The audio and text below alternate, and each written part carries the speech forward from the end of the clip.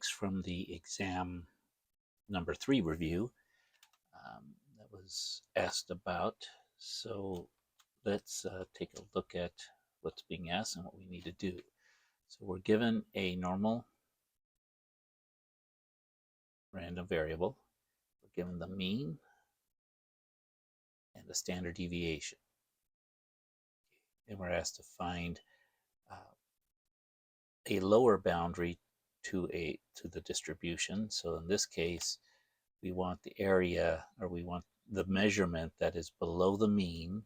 Unless these are except that produces a 3%, 0.03 area under the curve. So there's two ways to do this. So you can use the calculator, and I'll show that, but I'll also show the way using the table that's provided on the exam. So what we're going to look for is we're going to look in the table for 0.03. I'll show you how we do this. So here's the table. You can see this comes from exam 3. It's actually the last page of the exam. And so what we're here is first of all, you with every table, they set them up sometimes differently. Sometimes they give the area below a z-score. In this case, this table is set to give the area from the mean to above the z-score above. So the z-score is always going to be positive. Now, what we wanted, or what we're being asked to give, is what is the area below. We're asked for 3% below the mean, right? A is less than or equal to x, which is the area, which is less than or equal to 100, right? We want that probability to be 0.03. So what we're going to do is we're going to do something a little different. Is we're going to use this table to calculate, because we can't calculate the area below, it'll calculate the area above. So we're going to look for 0.03. What it's going to do is going to give us a positive z-score. And what we'll do is we'll just make that a negative z-score, because this is symmetric. So whatever area, I'll just draw a line, say this is the area that's 3%. It's a little too big. But the same, whatever z-score gave us that, on the other side will also be 3% for the negative value. So not too much of a stretch.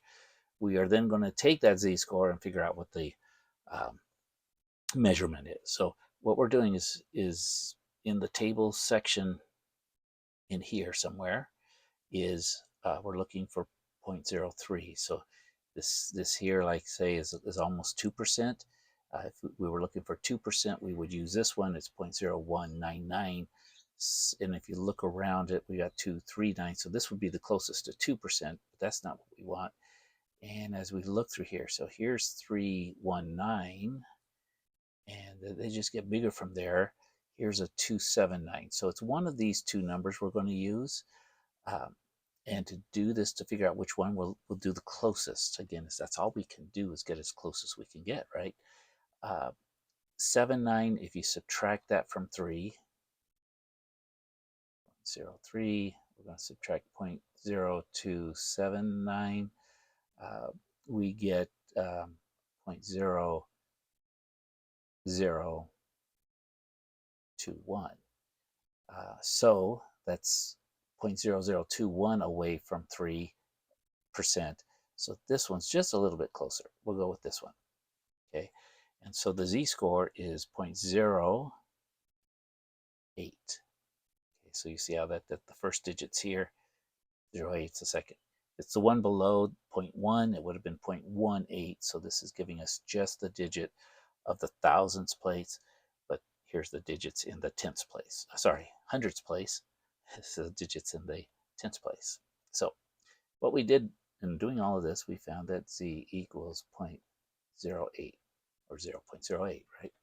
So now let's go back to our problem, and we'll be able to see how we can calculate the meaning of that. But that's how we would use the table. We've got to find that value of 0.03 in here. It's going to give us the above. Like I said, we want the negative z value. So what we're actually going to use, the table gave us positive 0.08. We're just going to use negative 0.08.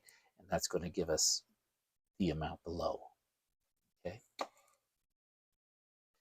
So what we found out in our table search was z equals negative 0.08.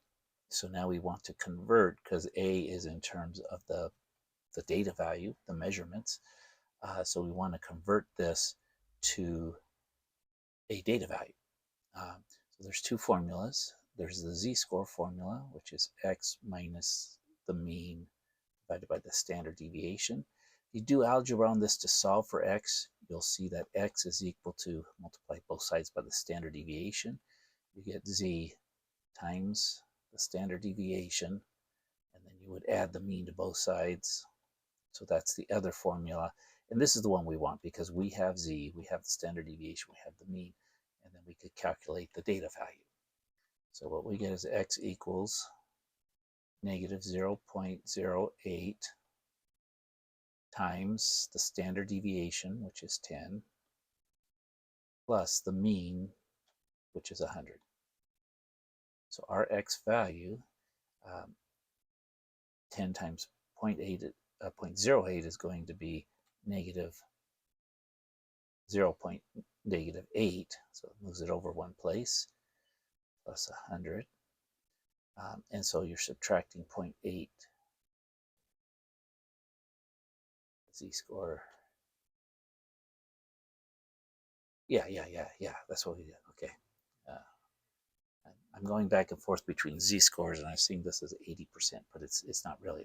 It's a data value. So this subtract 0.8 from 100, you're going to get 99.2. And with this table only having 2 digits, that's about as accurate as we can get, right? Now, the answer given, going down, where did it go? There it is. It says 99.25. We can't get that accurate with the table. So the other way we can do this is since it's in the center, we can use, but if all we had was a table, this is as close as we can get. With the TI-84 calculator, there is a feature called inverse CDF, or in the inverse. So let's pull it up, and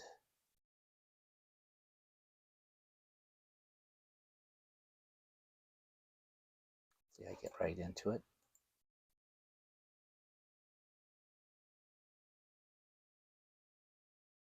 And we're going to do the inverse CDF, but there's also going to be a little bit of a trick when we do this.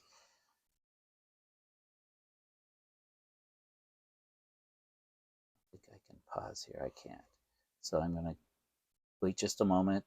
We're getting loaded up here. There we go. So let me bring our calculator here. Let's just clear all this stuff out that I've been working on. Second distribution, it's the inverse normal. Okay. So what we're going to put in is with the area that we want. Now, notice we have to think a little bit, what part of the curve do we want? Do we want the left? Do we want our percentage in the left-hand side, which would be this? We have a normal curve. Do we want the percent below, this percentage here? And do we want this z value? This would be the left. This would be the right. The center is going to give us the percentage on either side of the mean.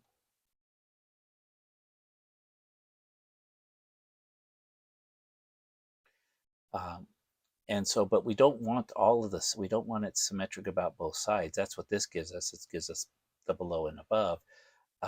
We just want the left-hand side. So what we're going to do is we're going to double this. We're going to take 0.03, because since the curve is symmetric, we're going to get the amount above and below. So multiply by 2, and that's going to give us 0.06. And what we're getting is that A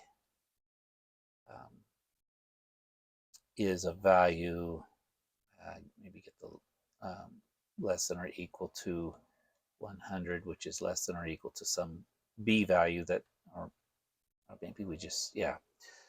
So it's symmetric.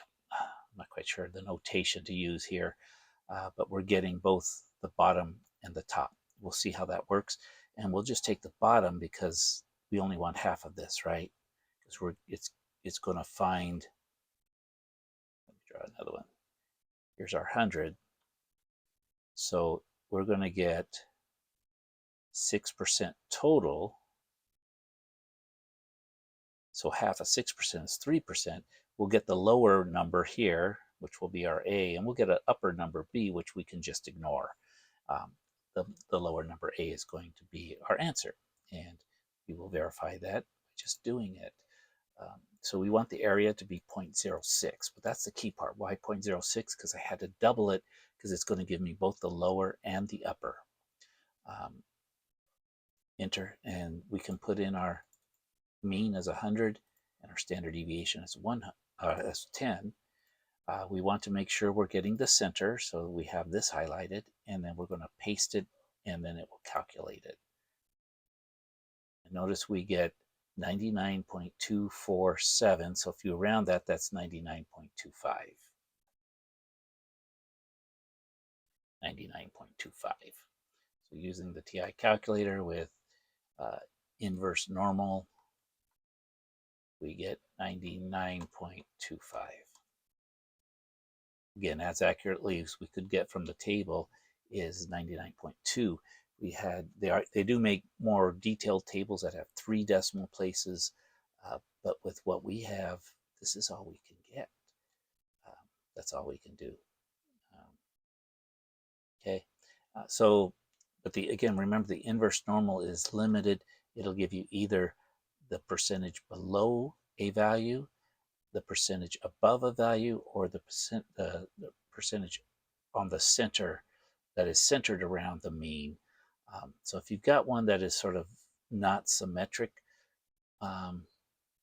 it becomes more complicated. It's not that you can't do it, but it could become more complicated. But we won't be doing those, okay, just because some of them we actually couldn't do, knowing the area. Okay, that's it. Thanks. Hopefully it's helpful. Let me know if it was good.